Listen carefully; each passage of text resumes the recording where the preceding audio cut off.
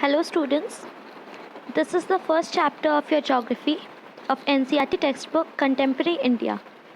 The first chapter is India, size and location. So what are we going to study in this chapter? In this chapter, we are going to study the implication of location of India and its vast size. We will also identify and locate the standard meridian of India, Tropic of Cancer and the neighboring countries.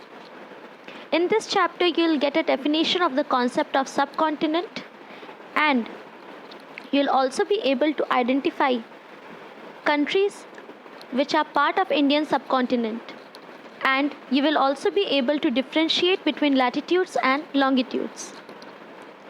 So basically what the chapter is all about.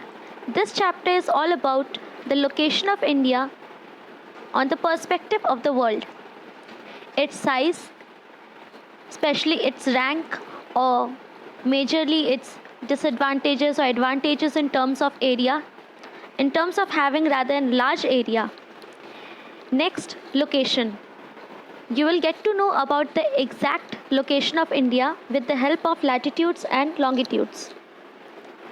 Then we will be moving towards the central position that our country India acquires in terms of trade and commerce.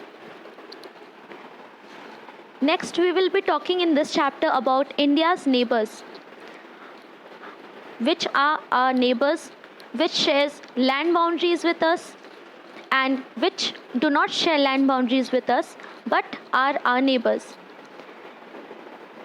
Then we will also get to know about the islands of our country and how much area, how much coastline does our India acquires. So you will be getting to know about all these things in detail in the videos. So let's look into each of these topics in further details.